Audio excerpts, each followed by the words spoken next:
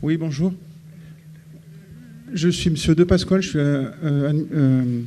administrateur ad hoc de l'association Chrysalis à Grenoble. J'aimerais en revenir aux auditions Mélanie.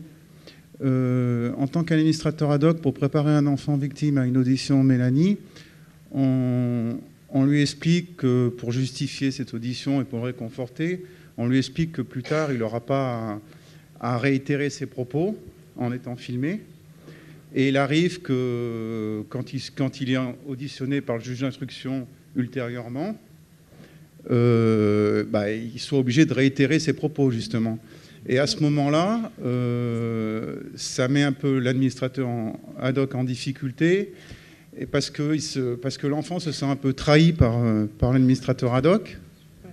Et bon, même si on lui explique que le juge d'instruction a besoin de l'entendre parce qu'il a besoin d'éclaircir peut-être certaines zones d'ombre, d'avoir quelques précisions, voilà, ça étiole un peu la relation de confiance entre l'administrateur ad hoc et l'enfant. Et je voulais savoir comment faire face à cette situation.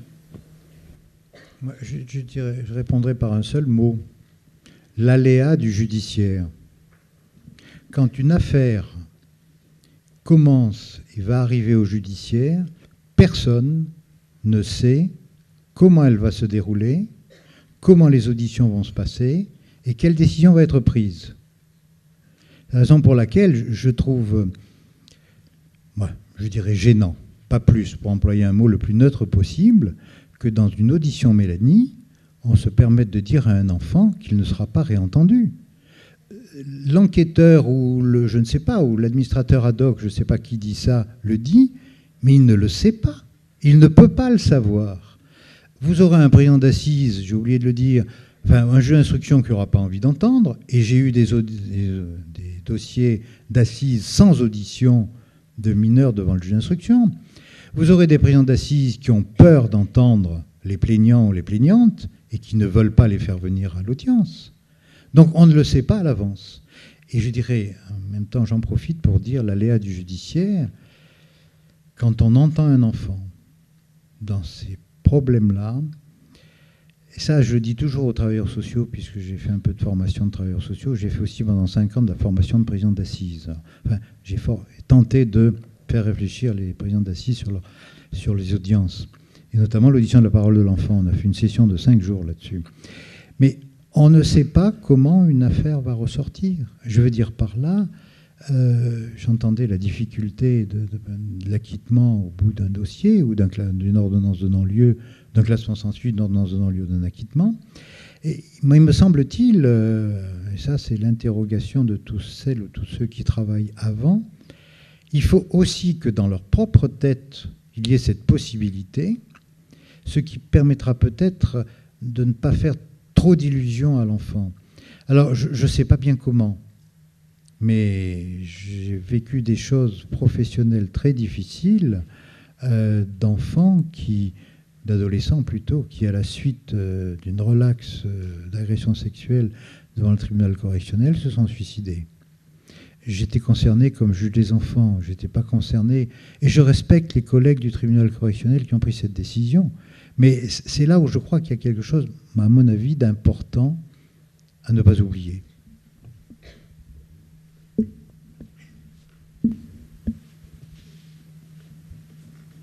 Bonjour Valérie Lagarde, je suis psychologue et psychanalyste et je voulais vous remercier pour avoir présenté les choses d'entendre un enfant du côté du plaignant.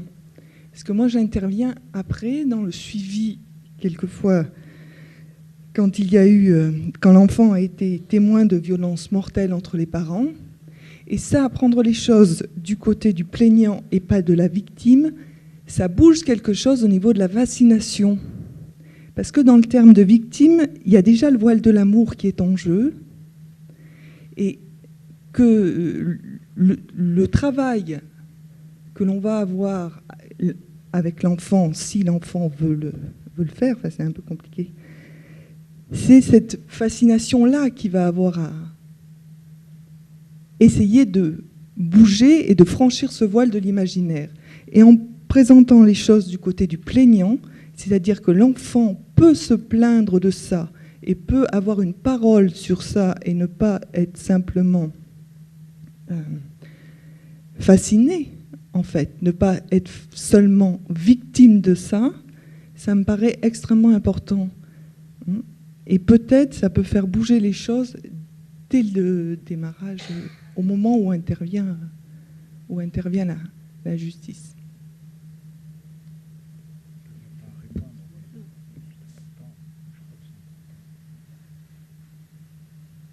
Chantal Fusilli, j'ai été longtemps administrateur ad hoc, à la fois en tant que professionnel, puisque j'ai commencé en 1990, et aussi en tant que bénévole. Moi, ce qui me frappe dans les interventions de la matinée, c'est qu'en fait, on n'a que des spécialistes qui se mettent tous en relation duel avec l'enfant, qui sont tous en capacité, seuls, de recueillir la parole, parce qu'ils sont tous experts dans leur domaine. Et moi, ce que j'aimerais quand même, c'est qu'on situe aussi la place de l'administrateur ad hoc, parce que l'administrateur ad hoc, c'est à mon avis le fil rouge de toute la procédure judiciaire. Il faut simplement se situer en fil rouge. C'est-à-dire que moi, je pense que je ne prends jamais l'engagement, quand un enfant est entendu dans une unité d'accueil, de se dire qu'il ne va jamais avoir à répéter ce qu'il a à dire. Moi, simplement, ce qui me semble, c'est qu'en tout cas, il est important que l'administrateur ad hoc soit vraiment associé à toutes les démarches. On a encore des juges d'instruction qui refusent qu'on pénètre dans leur cabinet. Moi, j'ai entendu, et c'est vrai que je suis un peu choquée, qu'un avocat puisse dire moi, je reçois un enfant sans l'administrateur ad hoc. L'administrateur ad hoc, il est là pour faire un accompagnement, pas pour parler à la place de l'enfant. Ceci dit, à un moment donné, il est bien aussi là pour se constituer partie civile, c'est-à-dire représenter un enfant et défendre ses intérêts. Et ça, effectivement, je ne le retrouve pas dans tous ces fils. En tout cas, il me semble que le rôle d'administrateur ad hoc, c'est bien simplement de dire à un enfant qu'il a vécu une chose difficile, qui va vraisemblablement en vivre d'autres, mais qu'il est là simplement pour mettre des mots sur ce qui va se passer au fur et à mesure. Mais en tout cas, il n'est sûrement pas là pour prendre un engagement en lui disant « jamais la justice ne fera ça » ou « jamais il y aura ça qui se passe ». Et je pense que c'est aussi important de se dire que cet accompagnement, il va durer. Il dure. Et moi, je suis un peu surprise parce qu'effectivement, j'ai un peu du recul maintenant. J'ai des enfants adultes qui me rappellent, enfin des adultes maintenant qui sont jeunes adultes, et qui me rappellent parce qu'effectivement, ils ont besoin, et on s'aperçoit que du coup, parce qu'on n'intervient pas vraiment dans la réalité, dans le quotidien de leur vie, quand on est administrateur ad hoc, on intervient dans le cadre d'une procédure pénale, qui disent « mais moi j'ai besoin d'en reparler avec vous parce que ce que vous avez fait à ce moment-là, c'est ce qui m'a permis, moi, aujourd'hui, d'être l'adulte que je suis. » Et ça, je trouve que c'est intéressant à entendre. Voilà. Par rapport à la présence d'un enfant en cour d'assises, mon recul me permet de dire que de toute façon, ça fait partie de sa réalité et que c'est important qu'à un moment donné, il puisse en visualiser quelque chose. Soit effectivement d'être entendu par le président, soit à un moment d'être présent sur le verdict, et qu'en tout cas il y a des façons aussi de préparer une cour d'assises, et qu'il n'est pas obligé effectivement d'être présent sur 3 jours. Mais je me souviens aussi d'un enfant qui avait 9 ans, qui avait été abusé par son grand-père, et qui n'a jamais voulu quitter la salle avant d'avoir le verdict. Moi je pense qu'il n'y a pas de remède, il n'y a pas de recette. Et je pense qu'il faut vraiment se dire qu'il faut l'adapter à chaque enfant et que chaque enfant a une situation particulière.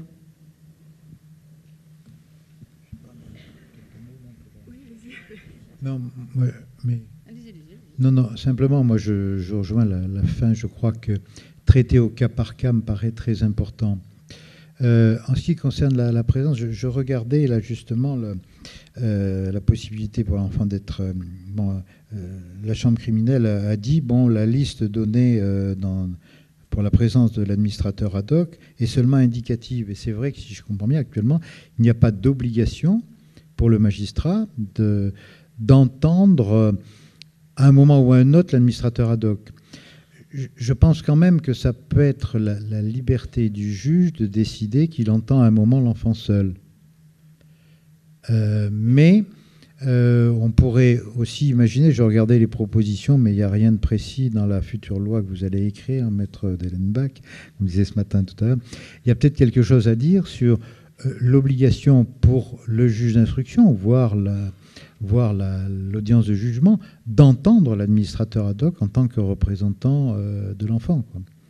L'entendre en même temps, bon, ça c'est une liberté, au moins au niveau de l'instruction, hein, mais c'est une opinion. Pour répondre à madame, je suis désolée de vous avoir heurté, puisque le terme choqué est absolument fort, donc je me paraît peut-être un peu excessif, alors je vais répondre. Le lien avec l'enfant et l'administrateur, il est créé parce que vous êtes administrateur et que cette fonction vous est déléguée par l'État. Très bien. Vous choisissez un avocat, très bien. La délégation de confiance ne se fait pas automatiquement. Ce n'est pas parce que l'enfant a confiance en vous qu'il va avoir confiance en l'avocat que l'administrateur a choisi. Donc, je n'ai pas dit que je ne recevais jamais les administrateurs ad hoc, puisque j'ai dit que le premier rendez-vous, c'est l'administrateur ad hoc qui me présente l'enfant, qui m'explique, etc. Après, je le reçois quelques fois. Je n'ai pas dit tout le temps non plus, ou alors je me suis mal exprimée. Quelques fois pour que ce lien d'intimité, de confiance, il l'ait avec moi. C'est tout. Je n'ai pas d'autre moyen que de créer quelque chose avec lui que si je suis seule, pour la simple et bonne raison qu'une relation tripartite, dans toute l'humanité, n'a jamais été une bonne chose. C'est extrêmement basique, selon moi, mais c'est comme ça qu'on arrive à créer quelque chose. Et notamment quand on est devant le juge d'instruction. Certains juges d'instruction, en effet, refusent toujours. À Grenoble, c'est réglé depuis pas très longtemps. Les administrateurs ad hoc peuvent donc être présents, mais ils ne peuvent pas intervenir. Ils ne peuvent pas poser de questions.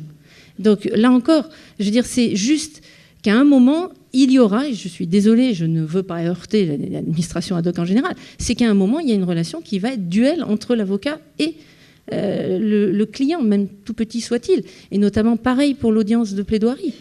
Je veux dire, celui qui va porter les propos ou le porte-voix sera l'avocat. Donc, il faut qu'il ait confiance. Moi, j'ai besoin de savoir que l'enfant a confiance en moi, que je n'ai pas juste été désigné parce que je connais tel ou tel réseau, que je connais telle ou telle personne pour intervenir, parce que je connais un petit peu le fonctionnement d'un enfant et de l'institution judiciaire. Voilà, c'est tout. Mais moi, je suis vraiment dans la démarche à... Il n'y a pas de délégation de confiance, c'est pas automatique. Et deuxièmement, je vais le dire, je suis désolée si ça peut choquer également, l'enfant a parfois besoin de dire des choses à l'avocat qu'il ne dira pas à l'administrateur ad hoc, notamment quand il y a cette problématique intrafamiliale et de dissonance entre l'avocat, ça peut arriver, mais surtout entre l'enfant et l'administrateur ad hoc, je dirais plutôt l'adolescent et l'administrateur ad hoc. Voilà. Mais l'objectif, c'est surtout pas qu'il y ait des contradictions entre les adultes, parce qu'alors là, on s'en sort plus du tout.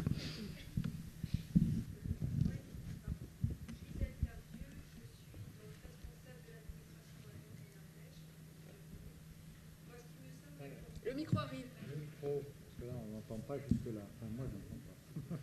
Oui, donc Gisèle Tardieu, je suis responsable de l'administration ad hoc depuis plusieurs années au niveau du département de l'Ardèche.